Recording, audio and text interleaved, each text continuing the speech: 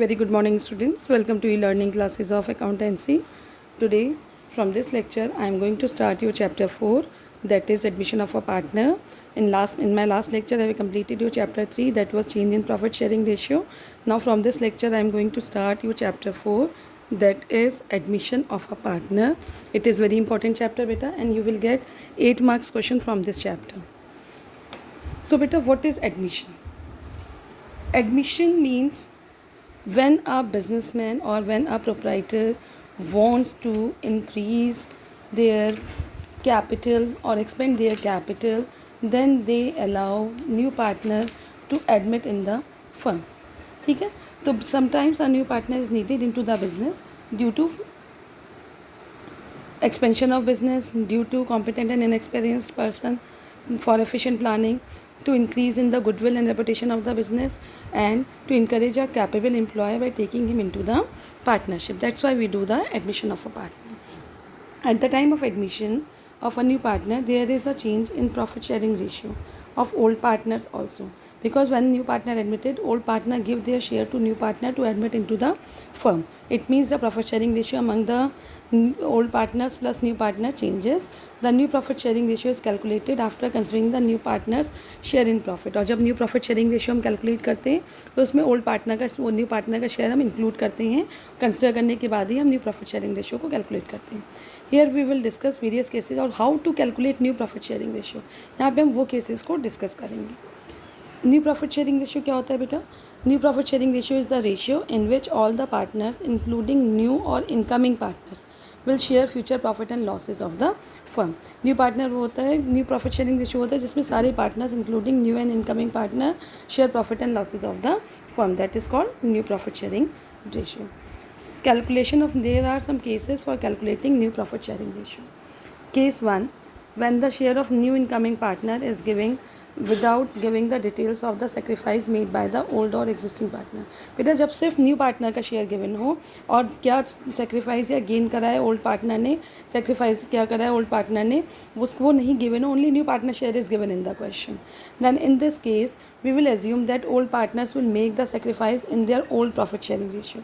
तब इस केस में हम क्या assume करते हैं कि old partners ने जो sacrifice किया होगा वो अपने old profit sharing ratio में किया होगा. Therefore sacrificing ratio will always be the old profit sharing ratio. इसलिए sacrificing ratio जो है old profit sharing ratio के equal हो जाता है. Of course the new profit sharing ratio will be different, but there will be no change in profit sharing ratio of the old partners. बेटा जब सिर्फ new partners का share given होता है तो ये अज्यूम हो जाता है कि ओल्ड पार्टनर्स ने अपने ओल्ड रेशियो में ही अपने शेयर को कंज्यूम किया होगा, इसलिए जो ओल्ड रेशियो है वही उसका न्यू रेशियो हो जाता है और जो न्यू पार्टनर है उसके शेयर को हम उसमें ऐड कर देते हैं. सी द एग्जाम्पल बेटा, A and B are partners sharing profit in the ratio of 3:1. C is admitted for 1/8 share of the profit. देखो A और B पार्टनर हैं, प्रॉफिट शेयरिंग रेशियो 3:1 है, C को एडमिट करा for 1/8 share in the profit. तो new profit sharing ratio क्या हो जाएगा इस केस में बेटा? Since C share is given without mentioning as to what C acquires from A and B. इसमें सिर्फ C का शेयर गिवन है बेटा, इसमें ये मेंशन नहीं है कि A और B से उसने कितना एक्वायर करा है.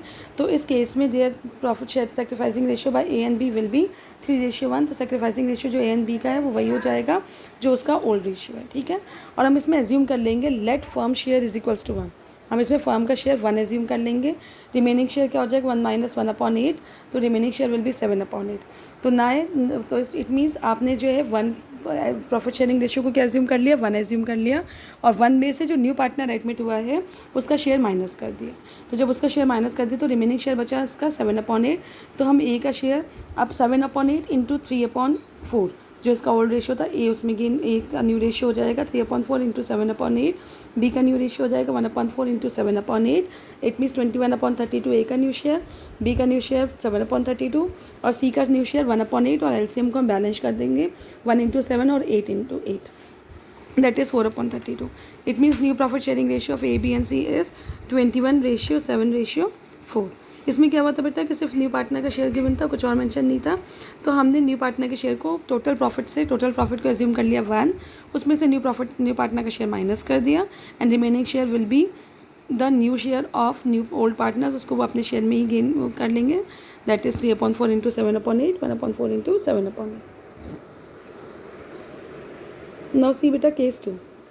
When new partner purchases share from the old partners in a particular ratio, जब न्यू पार्टनर अपना शेयर ओल्ड पार्टनर से किसी पर्टिकुलर रेशियो में परचेज कर रहा है, in this case new partners will purchase share from old partner in a particular ratio. इसमें बेटा रेशियो गिवन होगा, क्योंकि जब न्यू पार्टनर एडमिट होता है फर्म में तो ओल्ड पार्टनर्स अपने शेयर को सेल करते हैं, जिसको हम सेक्रीफाइस बोलते हैं, और न्यू पार्टनर उसको गेन करते हैं, दैट इज़ कॉल्ड परचेज। तो परचेज दैट इसमें परचेज का आपका एक पर्टिकुलर रेशियो गिवन होगा परचेज का, जिसमें वो पार्टनर अपने शेयर को परचेज कर रहा है। ठीक है बेटा, सी example, X and Y are partners sharing profit and losses in the ratio 7:5. They admit Z, a new partner who acquires 1/12 from X and 1/6 from Y as a share. देखो बेटा इसमें डायरेक्टली गिवन है X and Y, दो partners है, profit sharing ratio 7:5 है। उन्होंने Z को admit कर लिया, जिसने 1/12 एक्स से ऑक्यूपाई करा और 1/6 वाई से करा, गेन एक्वायर कर लिया। तो सी देयर न्यू रेशियो नाउ, तो old profit sharing ratio of x and y 7:5 है। Z acquires 1/12 from x and 1/6 from y. It means Z का जो टोटल शेयर हो जाएगा 1/12 प्लस 1/6 इज इक्वल्स टू 3/12, और x का जो न्यू शेयर हो जाएगा 7/12 माइनस 1/12 इज इक्वल्स टू 6/12, और y का न्यू शेयर जो y ने दे दिया उसको x को 1/6 दे दिया अपने शेयर का, तो y का जो ओल्ड शेयर था 5/12 उसमें से 1/6 माइनस हो जाएगा, that is 3/12। Hence new profit sharing ratio of XYZ is equals to 6:3:3 or 2:1:1.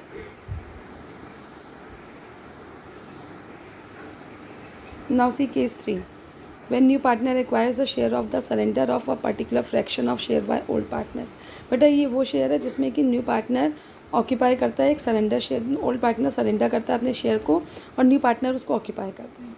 ठीक है, the share of old partner will surrender in favour of the new partner will be added, और जो share जितना surrender करता है old partner new partner के favour में वो ऐड होकर के न्यू पार्टनर का शेयर कैलकुलेट हो जाता है। For example, A and B are partners in the firm sharing profit and losses in the ratio 5:3. A surrender 1/20th of his share, whereas B surrender 1/24th of his share in favor of C, a new partner. तो new ratio calculate करना है। A का share कितना है आपका 5/8 है। A surrender in favor of C 1/20th of his share, तो it means 1/20 into 5/8। A ने अपने शेयर का 1/20 C को दे दिया, दैट इज़ 1/32। तो A का न्यू शेयर आ गया 5/8 माइनस 1/32, दैट इज़ 19/32। B का शेयर आया 3/8, B surrender in favour of C 1/24 into 3/8, that is 1/64। So B का जो न्यू शेयर आ गया that is 3/8 minus 1/64, 22/64। Now C will get जितना जितना सरेंडर इन्होंने किया 1/32 प्लस जो C का शेयर है उस 1/64 जो C को सरेंडर करके दिया इन्होंने, दैट इज़ 3/64। तो A का जो शेयर आ गया न्यू 1/32, 1/64 और 3/64। तो इसका एलसीएम हम बैलेंस कर देंगे ए का, तो ए का एलसीएम बैलेंस होकर के आपका 64 ही आ जाएगा। 32 2 ज़ा 64, 2/32, 23/64 और 3/64। ठीक है, तो जब एलसीएम बैलेंस कर देंगे तो इसका एलसीएम बैलेंस करके तुम्हारी वैल्यू हो जाएगी 19/32। ए का शेयर था, एलसीएम बैलेंस हो गया 64 हो गया, तो 19 इंटू 2 दैट इज़ 38/32, 38/64 था, 23/64 एंड 3/64, 38:23:3। ये इसका न्यू शेयर आ गया।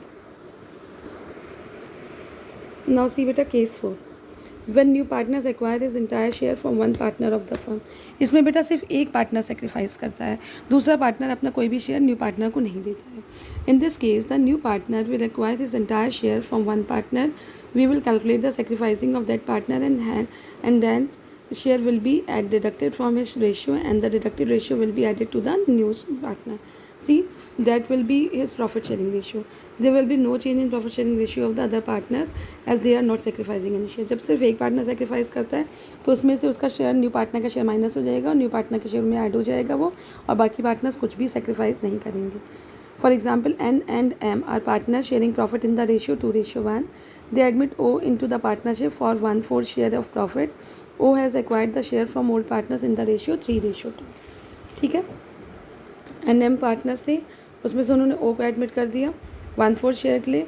O ने एक्वायर्ड कर अपना शेयर ओल्ड पार्टनर से 3:2 में। See calculation of O share from M 3/5 of 1/4, 3/20, 3/5 इसका वो आ जाएगा तुम्हारा 3/5 इंटू 1/4 3/20 उसने दे दिया, और एन ने 2/4 इन 5 इंटू 1/4 2/20 दे दिया। तो ना ओ का शेयर हो गया 3/20 प्लस 2/20 दैट इज़ 5/20। हमें पता है न्यू रेशियो शेयर क्या होता है, old share minus new share. तो ओल्ड रेशियो में से न्यू रेशियो का माइनस कर देंगे तो उसका शेयर आ जाएगा ओ का, दैट इज़ 1/4 और 15/60। तो न्यू रेशियो होगा 31/60, 14/60 और 15/60 दैट इज़ 31:14:15। एक पर्टिकुलर रेशियो में सरेंडर करते हैं ये partner. See the next case 5, when new partners acquire share from old partners in a certain ratio, the new partner may acquire a part of a share of profit from other partner and balance part of the profit from the another partner. In such case, old partner's share of profit will change to the extent of share sacrificed by them. We will deduct the share sacrificed by old partners and will add to the new partner. देखिए बेटा इसमें क्या होता है, P N Q R partner sharing profit and losses in the ratio 5:3. R is admitted for 1/5 share and he acquires all his share from P. इसने पूरा का पूरा शेयर किससे एक्वायर कर लिया, अपने पी से एक्वायर कर लिया। तो पी का जो न्यू शेयर हो गया 5/8 माइनस 1/5 17/40, और क्यू का शेयर वही रहेगा 3/8 क्योंकि क्यू ने कोई अमाउंट नहीं दी है। तो ये हो गया तुम्हारा 3/8 और 15/40, और आर का शेयर आ जाएगा 1/5 और 8/40। 10 न्यू प्रॉफिट शेयरिंग रेशियो क्या हो गया, पी क्यू आर का 20/40 12/40 एंड 8/40। बेटा इसमें सिर्फ उसने एक ही पार्टनर से सेक्रीफाइस करा था तो उसी पार्टनर के शेयर में से माइनस होगा, बाकी का शेयर सिर्फ आपका बैलेंसिंग करने के लिए एलसीएम को यूज़ में आता है। ठीक है, तो ये 5 केसेस थे जिसमें हम कैलकुलेट करते हैं new profit sharing ratio. Now बेटा what is sacrificing ratio? Sacrificing ratio is the ratio in which old or existing partners forgo or sacrifice their share of profit in favor of the new or incoming partner.